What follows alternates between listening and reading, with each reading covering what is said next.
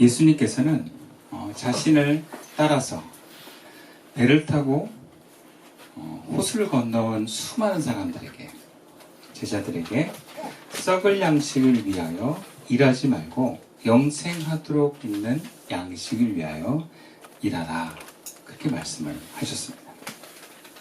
그리고 영생하도록 있는 양식이 나다, 예수님 자신이다 라고 말씀하시면서 생명의 떡인 자신을 먹고 하나님이 주신 생명의 삶을 살아라 라고 말씀하셨습니다. 근데 이 말을 들은 사람들, 12제자를 포함해서 또 제자라고 여겨지는 수많은 사람들이 수군거리기 시작합니다. 오늘 본문 60절과 61절 말씀입니다. 제자 중 여럿이 듣고 이 말씀은 어렵도다, 누가 들을 수 있느냐 한데 예수께서 스스로 제자들이 이 말씀에 대하여 수군거리는 줄 아시고 이르시되 이 말이 너희에게 걸림이 되느냐.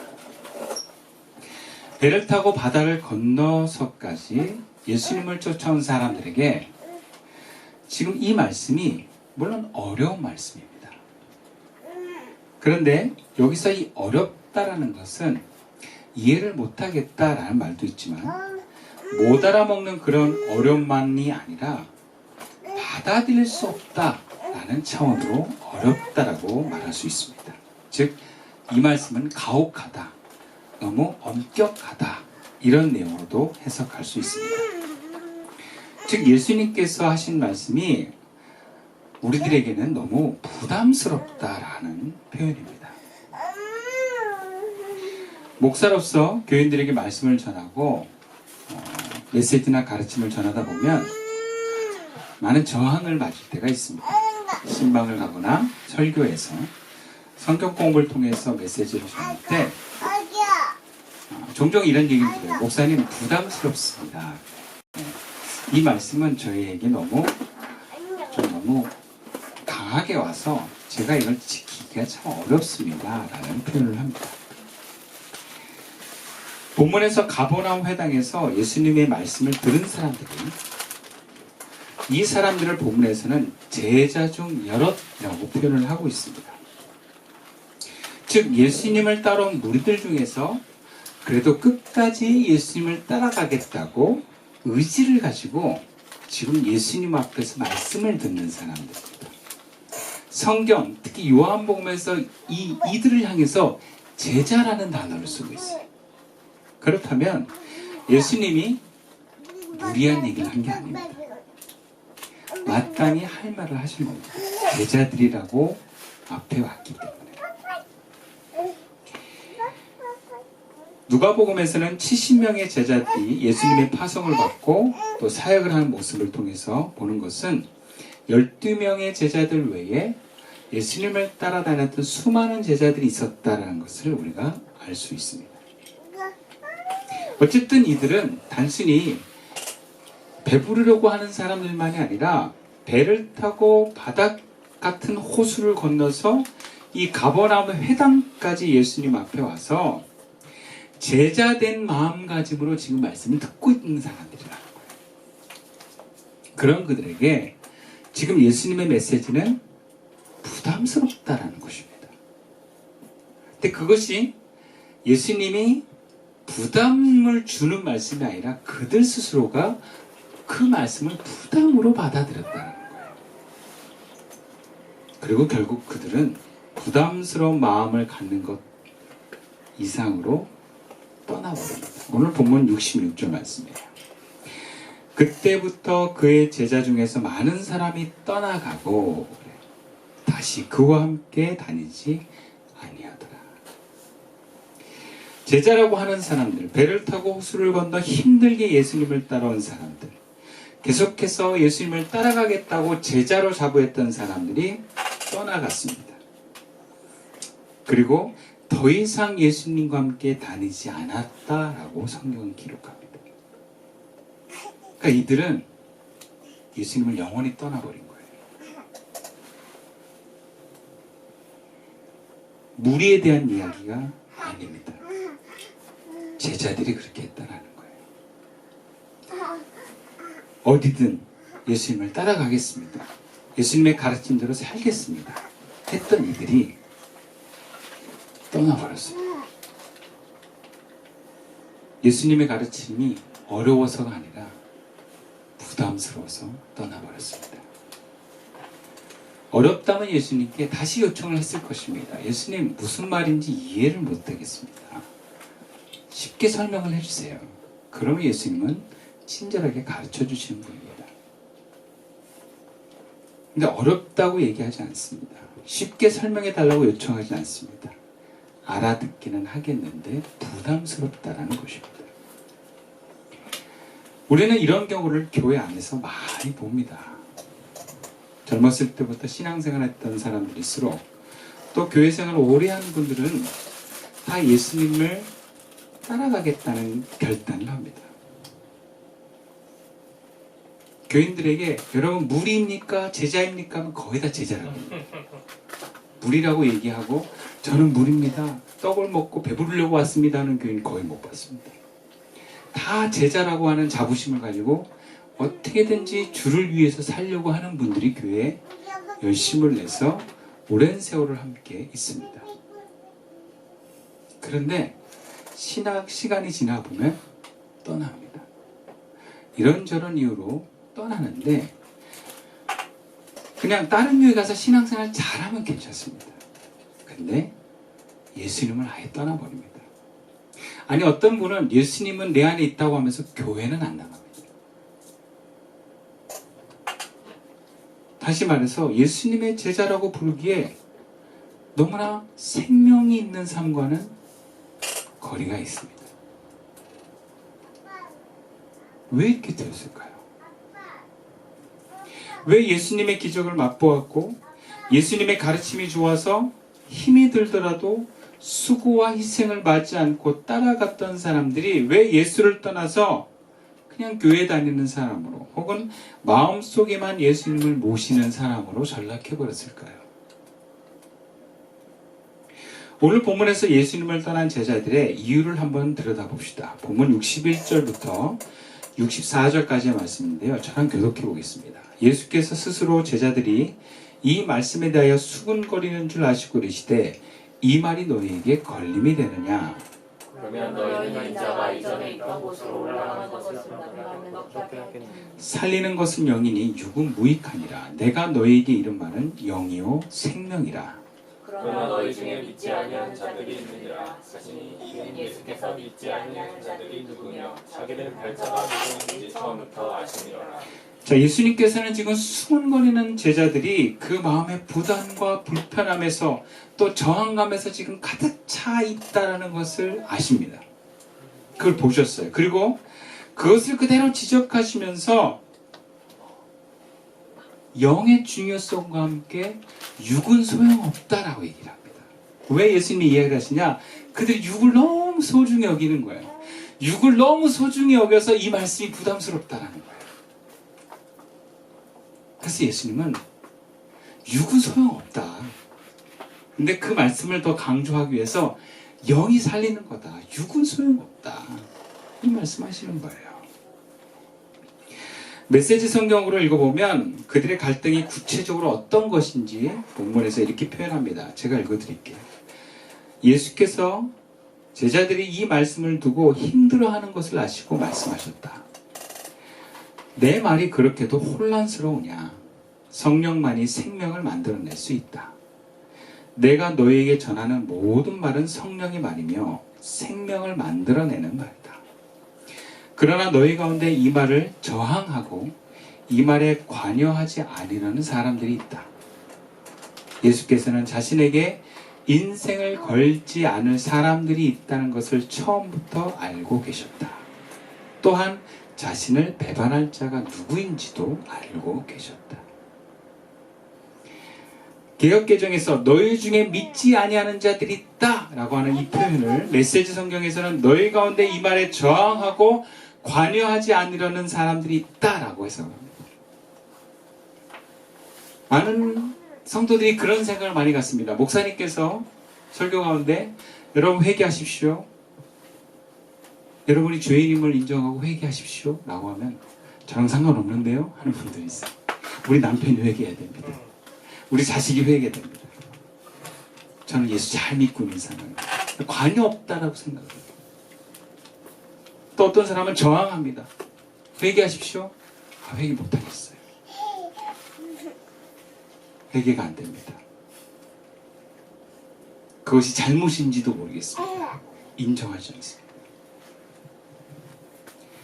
지금 예수님의 말씀을 거부하고 떠나라는 사람들, 즉 사람들이 왜 떠났느냐? 주님이 우리에게 주실 말씀을 저항하고 나랑 무관하다고 생각했던 사람들이라는 거예요.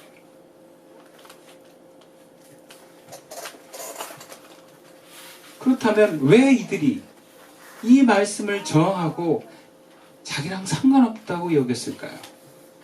63절의 예수님의 말씀에서 우리는 발견할 수 있습니다. 살리는 것은 영이니 육은 무익하니라. 내가 너에게 이른 말은 영이요 생명이니라. 지금 이들이 무관하다 그러고 저항하는 사람들은요, 예수님이 자신들을 향한 말씀이 영이고 생명의 말씀인지 몰라서가 아니라 육 때문에 그렇습니다.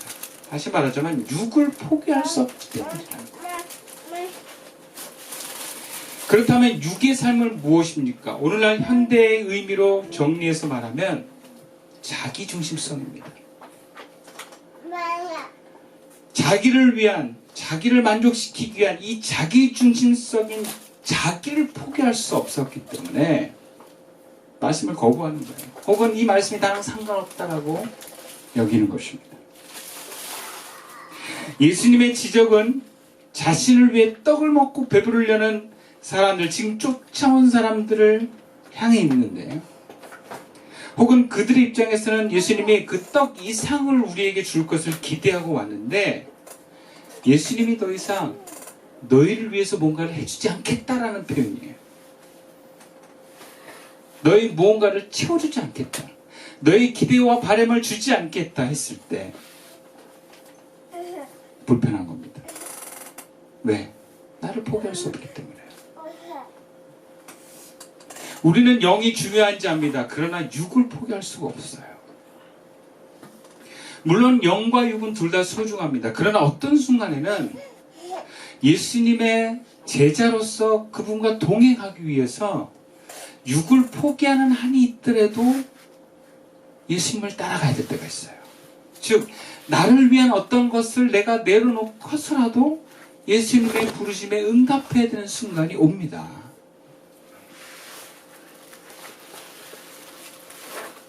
그런데 나를 위한 그 어떤 것을 내가 도저히 포기할 수 없다 하면 예수님 따라갈 수가 없는 거예요.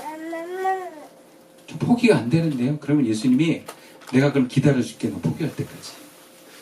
안 기다려주세요. 예수님 제가 이거 포기가 되면 그때 따라갈게요. 그때까지 좀 계셔주세요. 그건 예수님 따라가는 게 아니에요. 내 중심적으로 그 예수님도 나에게 묶어 놓으려고 하는 거예요. 여러분, 제자라고 하는 사람들은 따라가는 사람들이에요. 어린애가 아니에요. 물론 영이 소중한 줄 압니다. 그런데 육을 포기하면서까지 영을 따라가고 싶지는 않은 거예요. 나를 위하는 선에서까지만 영을 추구하고 싶습니다. 이것이 현대 기독교인의 한계다라고 볼 수 있어요.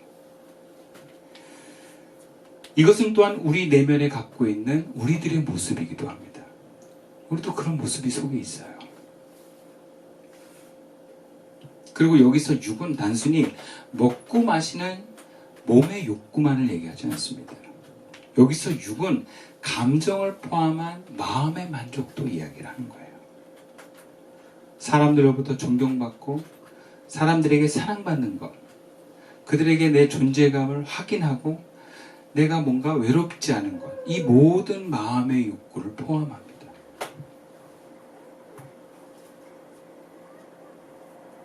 우리가 예수 믿겠다고 교회 따라온 사람들의 상당수가 이 육 때문에 교회도 열심히 다니고 봉사도 열심히 합니다.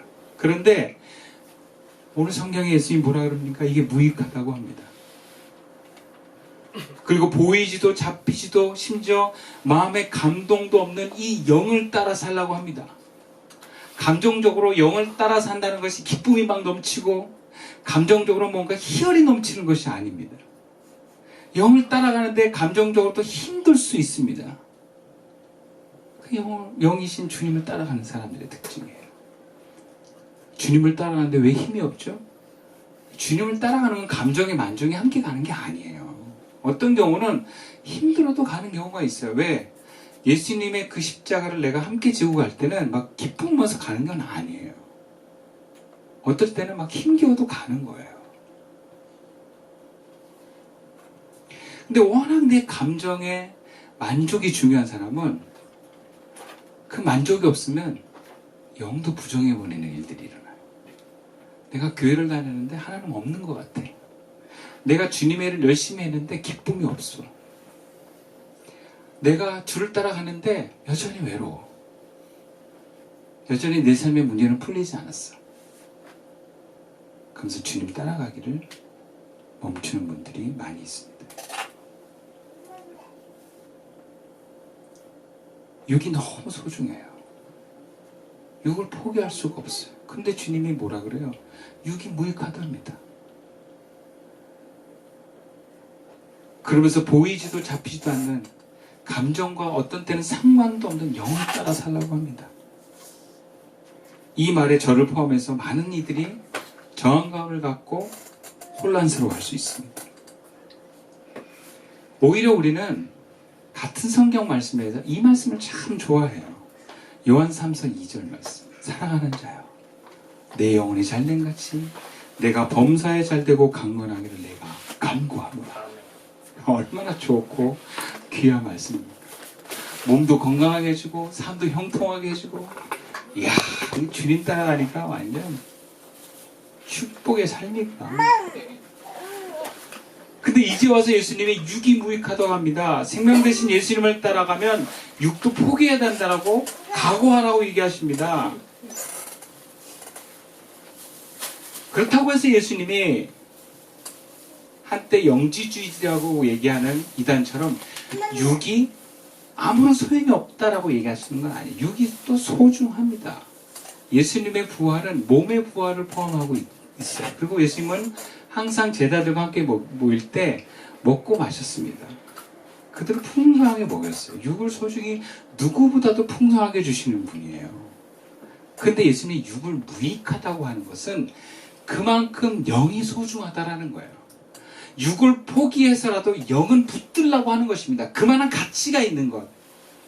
어떻게 보면 육은 내가 아무리 누리고 행복해도 죽음에는 가지고 갈 수 없는 거지만 영은 영원까지 내가 가지고 갈 수 있는 그 하나님과 동행하는 것이라고 말씀하시는 거기 때문에 그런 차원에서 육은 무익하다라고 볼 수 있어요.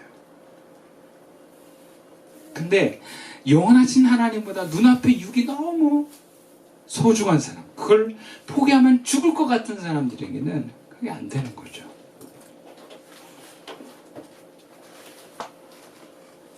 육을 놓지 못하는 사람은 결국에는 언젠가는 예수님을 떠나버린다라고 말씀하는 거예요.